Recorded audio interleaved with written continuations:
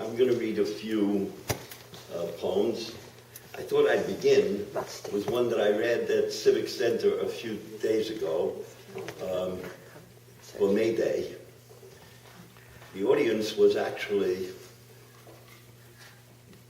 full of undocumented workers, mainly Latino, Samoan, Filipino. It was really an extraordinary audience.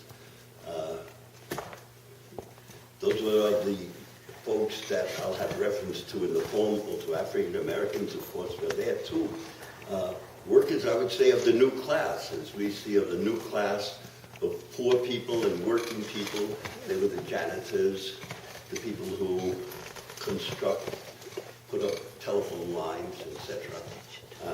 Anyway, this is the poem I wrote for May Day. May Day, 2013. So many wars, mass massacres, deportations, tsunamis, rapes of children under 10, the starving of millions on millions, all for a piece of bread, the monstrous vacuum that sucks the milk from Africa's breast. And so today feels more like May Day, an emergency cry, an SOS because drug wars, gangs, Guantanamo's everywhere one turns.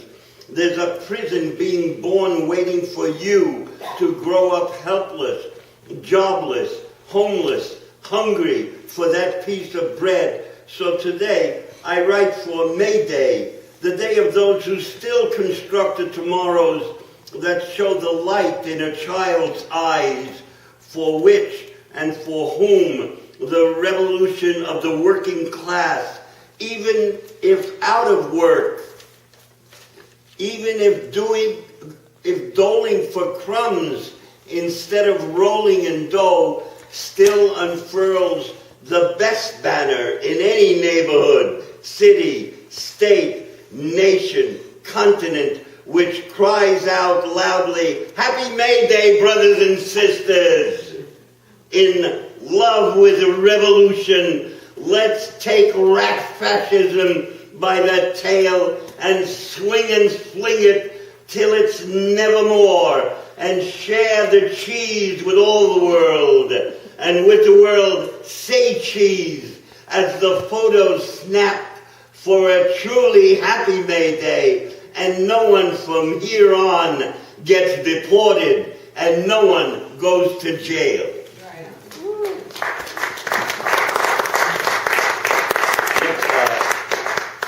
Next I'm going to read, in the musical team, I brought along a book of my jazz poems. They were written 40 years ago this year, 40 years ago, and they were just published this year. I'm going to read a jazz poem from it. I'm not talking about writing about jazz. I'm talking about a jazz poem. In other words, putting down words in rhythmic jazz time. So here's one that I'll read just by, you get a taste of what I'm talking about.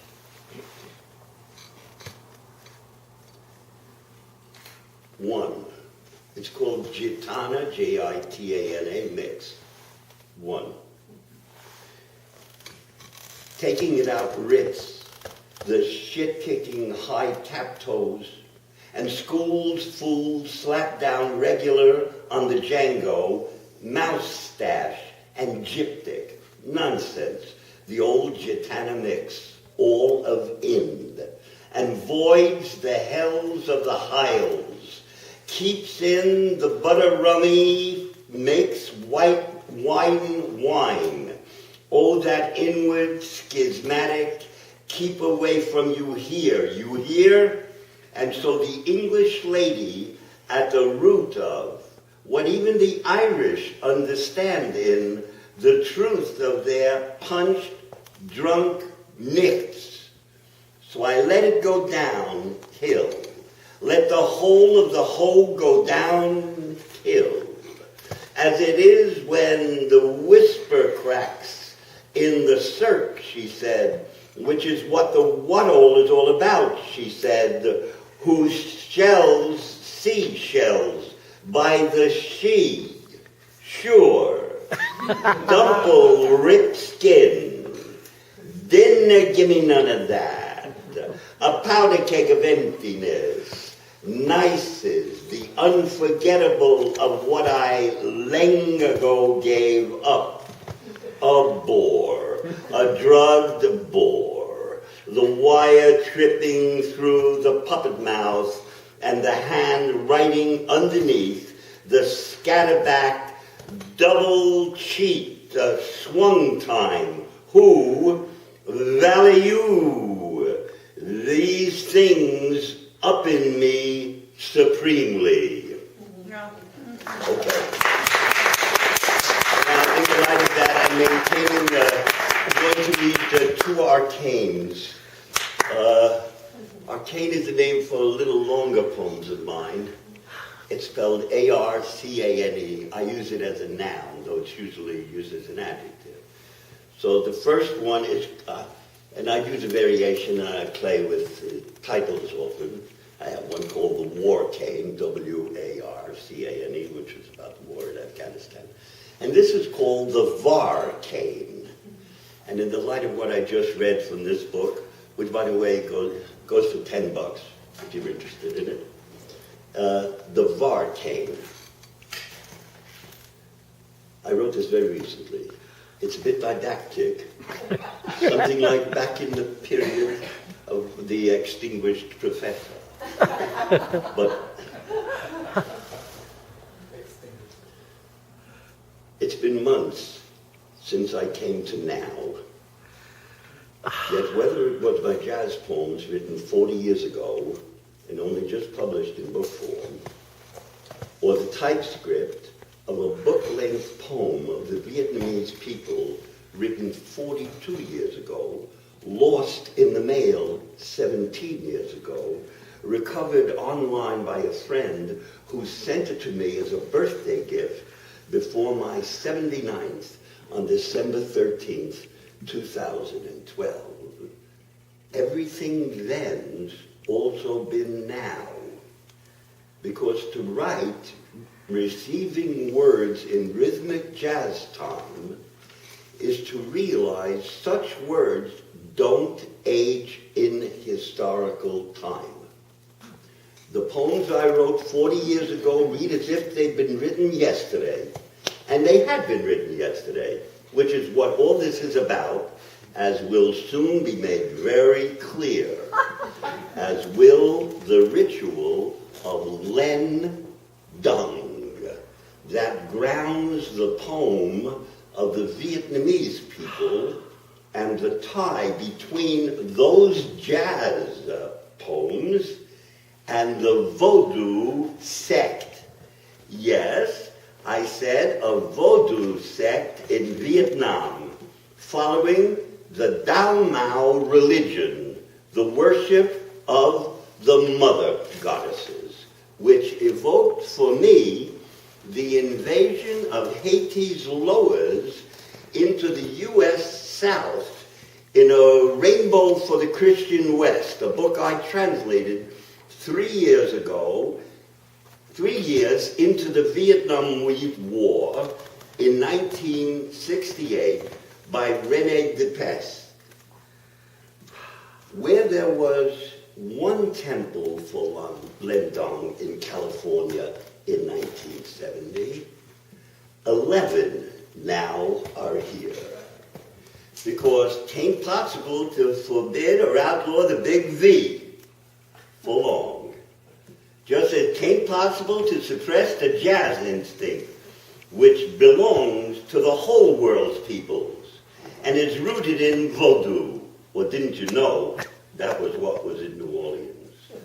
Received when blacks and whites danced together in Congo Square in the beginning, because the big V, only a couple of decades earlier, had helped drum up the most supreme liberation of slaves in history, making Haiti a diamond point of reference to revolution, though after the backlash of destitutions from capitalism to revenge, and after the earthquaking catastrophes, myriad thousands of Haitians are homeless now. And so let's hear, and hear it for drums, coming from the beat of the beings of streets, of hip-hop soundings redounding to Bookman's Vodou drums, signaling across all Haiti an uprising like the drum-pumped aortas called out by the first street poet of the century of revolution, Vladimir Mayakovsky,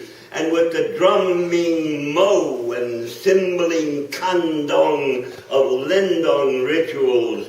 It's the baraban, best of the necessary call to have done with all the corpusculations, sawing us ever since always, but especially since to consummate, consuming of endlessly meaningless self-satisfactions, and so be done with the avant-dead as they don't hear the drum poem veering in the ears, spreading your fingers to shape not a V for a Winnie or Ronnie sham victory, but the V of the peace of Vodou's luminous heart.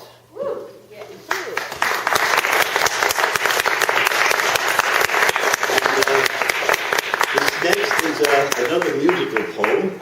There's a musical bass in this one.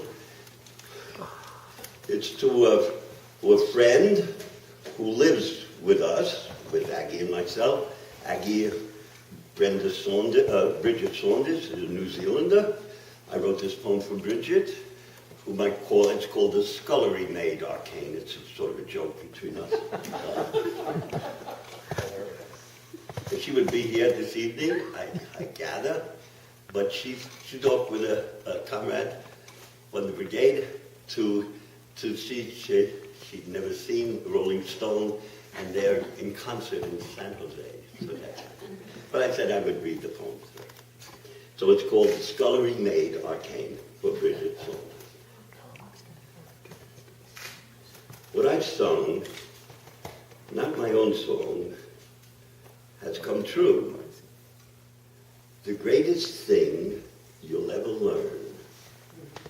A line of the stage poet Eden Abez, a Jewish guy from Brooklyn, who lived homeless with his wife Anna in a sleeping bag in Griffith Park, or under the letters LL in the Hillside Hollywood sign,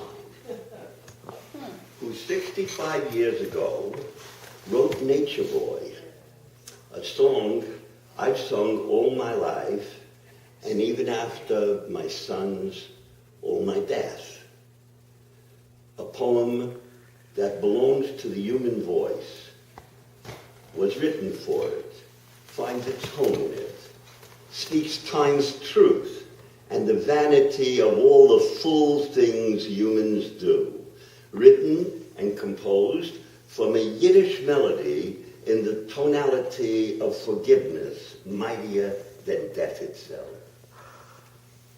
Dearest Patience, I return your 3 words with my own and mean them really sincerely. As deep friends, I feel you are mine on this friendship, floating with caresses and kisses, affectionate, with the necessary withholdings, the awkwardly blushing resistances, and the above all never wanting to dim the sense of this death in life that needs us to sustain us all. Each day, learning a bit more about what it is when it is wearing nothing but its naked truth. How even libido takes its orders from it. How much the flesh now, and there's a double entendre, if ever there was pun, in an age when whore is tattooed on the inside lower lip of every woman and every man in a world prison that's also a bordello of war pleasures and greed, corruptions at the coremost, and the core of blindness where even the pawnmanship of Lisa Ann's visionary sex beats and dedications is totally driven and affirmed by the only thing she does them all for, which isn't money or weakness or theater, but a rapturous thirst for that four-letter word. 2. You entered the scene from far off New Zealand with a rugged loveliness of face that had for me a tribal Native American look, a rough and tumble, grown-up tomboy look, but strikingly feminine as well. I said to myself, gazing at your hourglass waist and ample breast, anomalone, a fusion of anomalous and alone. You seem girlishly younger than your 54, with your thin, lithe frame, which would lead some to cat that your fulsome bosom were implants, not. And curious about everything and everyone, you soon had a handful of smittens on deck. Dinner companions, or one especially fine dancer. You adore dancing at the saloon in your tall black leather boots. High fives. You adore wearing black out, white to bed, being directly honest about your feeling, being mad because you're really quite sane, and you're wearing shoulder pads Aggie correctly had you removed because you're naturally vivacious, and which you halved and refit in, for without them you simply feel altogether plain. Oh, style, your name is irony. 3. Yet how beautiful to be so ruled. Oh, certainly no slavery, though the dreary at heart go on about chains. How great to grow into it, put it on, wear it a while, take it off, though it's never not naked. Smell its invisibility in a field of heather, be dead from it and live. Remember when I first met you in the Café Trieste at Hirschman's behest? My intuition felt you immediately, likewise, and indeed. And a couple of years later, you're living with Aggie and me as a lodger and scullery maid. What's it said a man can be a friend to a woman? Is that why we're so demonstratively touching, why we kiss each other naturally, caress each other tenderly, whisper affections to each other, you devoutly withholding me from sex, and let's say that when I bent and kissed your breast by your cleavage, the pain I felt that was also yours told me it was for Aggie's sake you squirmed away, or if not her, then generally woman. Like a mate for one's as old as yes, I know you're both young at heart, full of the Dickens, whom I love, my 2 old ladies, my beloved Rustagra, it means long-lived woman, and the self-styled gutter slut with a cut over a left eye for a fall in the street 2 nights ago after dancing, and a black eye under it this morning after what only darkness and night's mysteries understand. 4. I've come and am coming to understand. Whatever the great release in an orgasm of sneezes, it's the kiss of morning's goodbye and evenings. Is anybody here? It's the caress of the curve of your ass and the pat of your bum at night, and the dream of munchkins confused with English muffins. Make my day, night 2. Oh, lucky one. Oh, a fantasy of mine come true. Not that of a couple of broads kissing each other while they take turns sucking a cock, but like nature's boy, in the deepest sense of that song, between 2 women I adore as the sun comes up over North Beach, flooding us all with an iridescent tenderness that's just to love and be loved in return.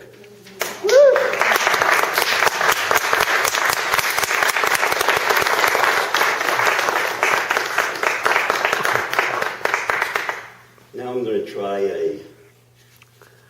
try another one.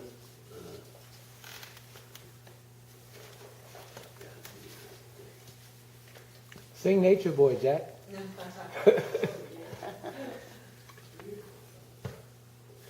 Right, this is one I wrote recently. And you must be all so tired of all this poetry. I'll read this and close it for the evening. Okay.